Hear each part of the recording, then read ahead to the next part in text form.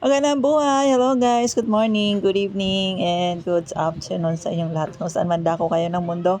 Ito ay nangyari noong May 17, 2024 graduation ng aking panganay. Yan lang po ang ganap. Simpleng make-up, simpleng damit kasi a day before lang yan naghanap, nag-ikot-ikot sa Tiangge at walang makita kung ano-anong pabalik-balik kami dyan. Ikot ko na buong Tiangge. Ayan lang napili ko. So, nandyan na po kami, nag-start na po yung program. Sa scrapyard, ang ano po yan, nagaganap. Uy, ate mo, dyan na. Dyan ate mo.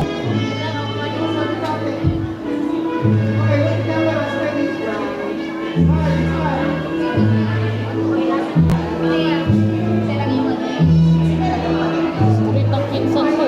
Pero maklayan.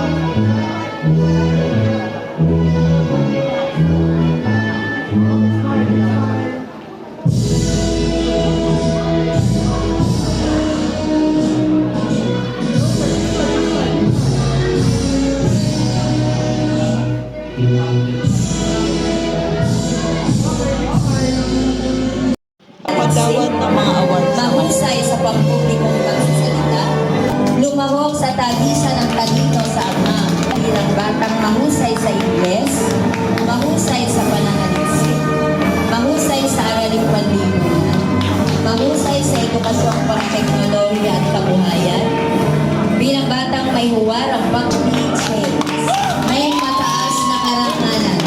Siya rin po ay tanggap ng medalya bilang batang mahusay sa pananaliksik, mahusay sa pampublikong pagsasalita, mahusay sa edukasyong pang-teknolohiya at kabuhayan, may huwarang pag-uugali, mahusay sa pagsayaw, walang liban sa klase, gawat katapatan sa CKCA Gintong Pila, gawat sa kausayan sa komunidad. Rivera Nina Jamela.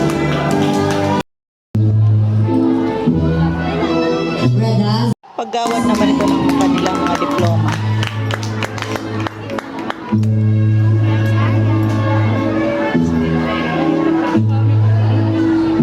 Rivera Nina Jamela Barton. Isang magulang, doon natututunan kung paano magmahal ng... Sabi ng mga magulang na nakakakwentuhan ko at sa nakikita ko sa aking papa, ang katumbas ng pagiging isang magulang ay ang pagpaparamdam ng pagmamahal sa kanyang anak kahit gaano karami pa ang pagkakamali nito. At ang pagiging matatag, malakas, ang pagtsatsaga, pagsisikap, at sakripisyo na kayang gawin ng isang magulang para lang maibigay ang komportableng buhay na